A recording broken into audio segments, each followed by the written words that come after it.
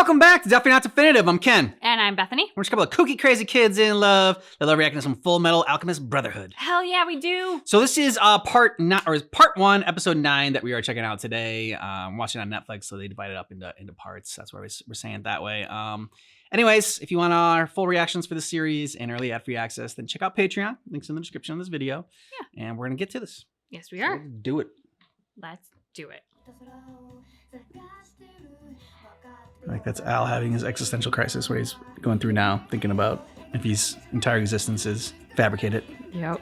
You see that guy, the guy that like shifts and alters into, I don't know, the metal beast. Do you think maybe that's the father of the sins? Ooh, could be. It's okay. The animated dog was not really in their living room. Interesting that there are only 3 sins. I thought there, there'd be 7 of them. Maybe there's only 3 in the first part. Well, maybe these are just the 3 siblings that like each other. True. What happened with the 5th laboratory? Well, Somebody blew up the building and there's nothing left of it now but rubble. Damn it! Do you know how close I was to finding out the truth? This is no time for me to be lying around in a hospital. We do apologize in advance for this. Slapping him across the face? Literally knocking some sense into him. You only escaped with your life because you were lucky. You can lean on other people. You can trust us. Is he really gonna hear that though? That's all. Please forgive our abusive words and conduct, sir. No, you're right. I should be apologizing. My punishment? Nothing, I had it coming. Nope, yeah. You don't have to talk to me like I'm a high-ranking officer. Really? Oh. He wants you to tell him the truth. So we were scared of the brat for nothing. Speak hard truths. Ooh. Alphonse got his own lecture earlier, but I was the one who did the slapping. Oh, Ed, since when do you ever bother to call us? Is something wrong? Yeah, that's what it's calling. Do you think you could make a service call out to Central for me? My right arm's messed up again. I can move the fingers, but that's about it. Oh, she's worried it was So, what were you doing when the arm stopped working?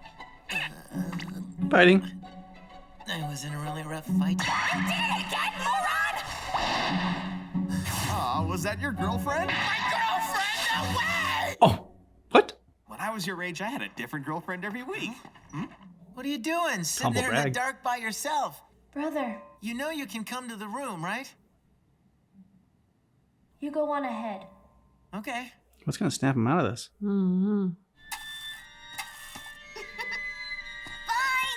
Are you sure you're not a puppet created by your so-called brother? Ed said to look near the west exit. Someone familiar there who I'd recognize right away. Yep, very easy to spot him. Hello, Miss Winry. Did you have a pleasant trip? Where are those stupid Elric brothers? Well, you see... They're in the hospital. What happened? Well, that didn't take long. You're gonna charge me an express service fee now, aren't you? I won't charge you for this. I didn't do a good enough job on your auto mail last time. And now you're badly injured. It's not your fault. You can't blame yourself for this. I broke it because I was being reckless. He has no idea. Yep, she's gonna tell him about the bolt. Screw. Besides, if my arm had broken when it did, I would have kept fighting, and then I would have been hurt even worse. Well then, let's go ahead and get right down to business, shall we? That changed quickly. You didn't drink your milk. Why should I? I hate it. You're going to be small and stunted forever if you keep using that stupid excuse! Shut up! I don't have to drink it if I don't wanna! Oh.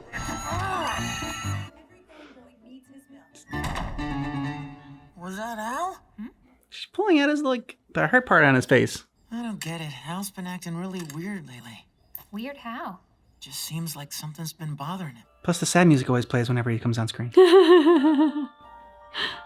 You're all set. Well done.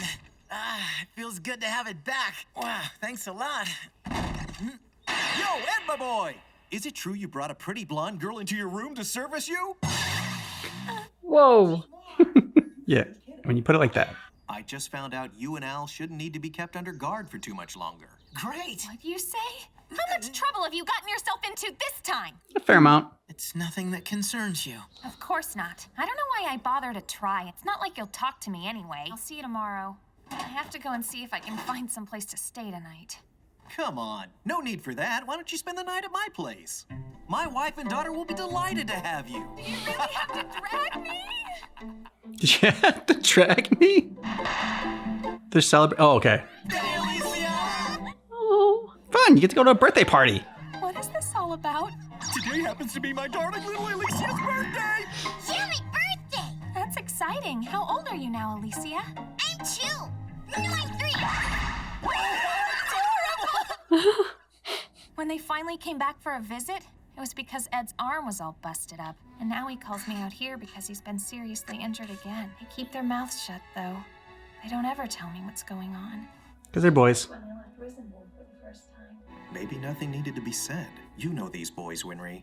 It's possible they thought you'd understand without them saying anything. In general, men prefer to let their actions speak instead of words.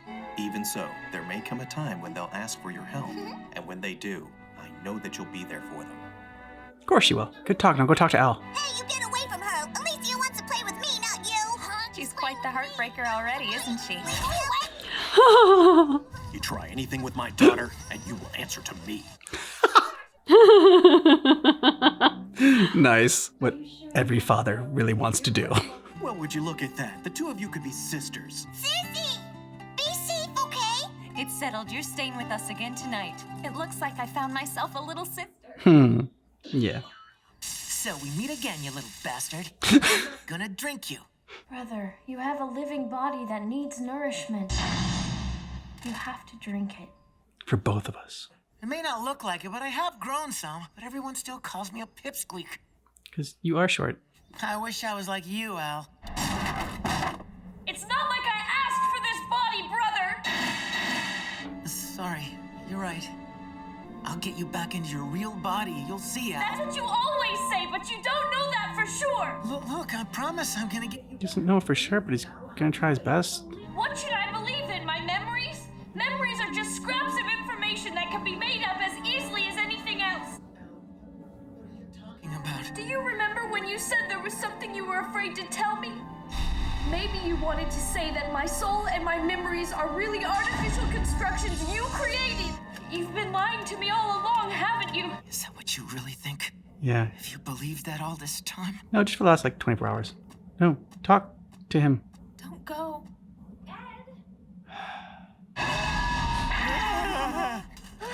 Where did that come from? Winry? You idiot! You have no idea how Ed feels! Do you know what he was so afraid to talk to you about? He wants to know if you blame him for what happened to your body, Al!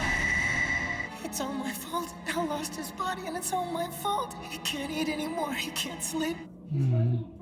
Al isn't the type of boy who would resent you for this. Just ask him, and I'm sure you'll see. I'm too scared of what he'll say. You idiot! You said that! Who would ever do something like that? Who would be prepared to risk his own life to create a fake brother? All the two of you have left is each other. That's not true. They have you and your granny. Start running, right?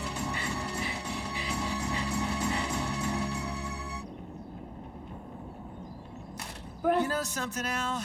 We haven't had a good fight in a while. I'm starting to get flabby. Hey! Hold on, brother! Stop! Your wounds haven't healed enough for this!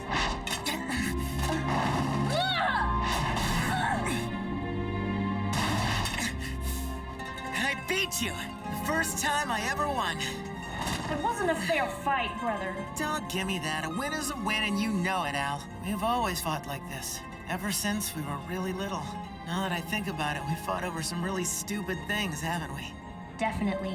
Like who would get the top and bottom bunks? Yeah. We fought over candy a lot too, huh? And that toy, you remember? I won that one. We even fought over which one of us would marry Winry someday. What? I don't remember that one. I won the fight, but she shot me down. Did she? You're telling me that all those memories are lies? Sorry. And your determination to be whole again, to get your body back no matter what, that's a lie too? No, it's not a lie. That's right. We're in this together all the way. We'll make ourselves stronger, faster, and better until we get our bodies back. And the milk? Whatever it takes, brother. Maybe you don't have to hear something out loud, but it sure is helpful sometimes. I guess it is.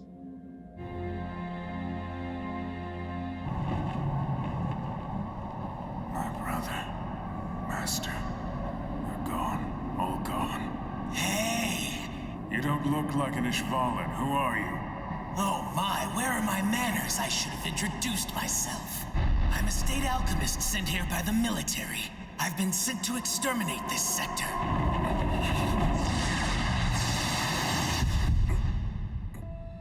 Hey, you're awake. Where am I? At first I thought that was a sleep mask he had on him. You're among friends now. Who are you? Me? Why, I'm a man of Ishvala, just as you are, son. There's nothing to worry about here. Are there other Ishvalan survivors? Yes, indeed there are.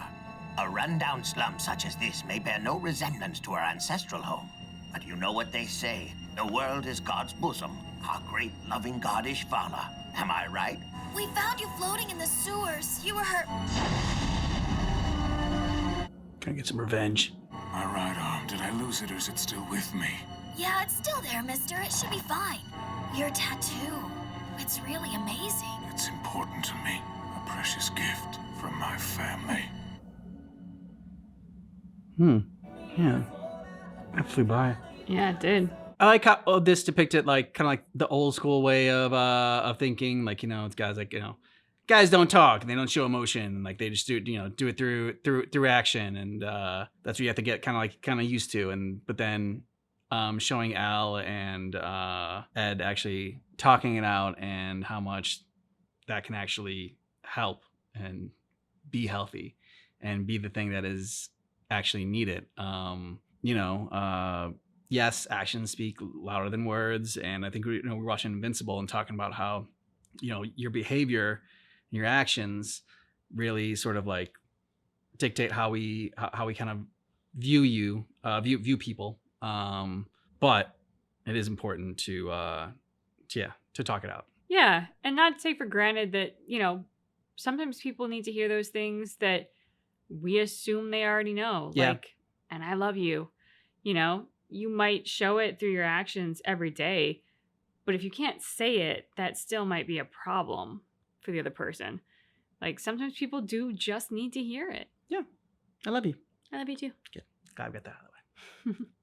And I think like Ed really handled that well because he was so clearly really devastated by what Al had said. Yeah. In a way, it could have been Al confirming his worst fears. Mm-hmm. Because of course he doesn't know that somebody screwed with Al's head. So. Yeah. And yet when Al came out to talk to him, you know, like, yeah, they did sort of like the guy thing of like, let's punch it out a little bit. Mm-hmm. Then Ed starts talking about their memories, their shared memories, and how meaningful they were to both of them. And reminding Al of those things and letting Al kind of like feel the emotions that come with those memories and how much they mean. You know, Ed said, do you really think that's all a lie? Like, he didn't get hostile toward Al or blame Al. I mean, yeah, he needed to punch him a couple times to feel better. But, like, you know, there wasn't the, like, blame game between them. It was more so like, is this what you really believe? And thankfully, Al did not. And so they were able to move past it. But I just felt for Ed, especially with his own vulnerability over what happened to Al and his own guilt, he was able to handle that really maturely. Which again goes back to something we were talking about in Invincible, which is not blaming somebody for their thoughts, you know, which they can't really like control. And, you know, he had the thought, and yes, he expressed it. And like part of it was Ed saying that when he says something like, I got to ask you something and I'm really afraid of how you're going to take it. And then like, you know, and then there's it wasn't Ed's fault that there was like this big delay or whatever, you know, stuff happened that stopped him from actually saying it. But then when it doesn't happen, you start to formulate in your mind, even like, no, Al's mind got messed with or whatever, but still you start to like think the worst thing possible, you know, and your imagination is going to be way worse probably than what the person's going to actually say or do when you go through these, you know, scenarios in your head.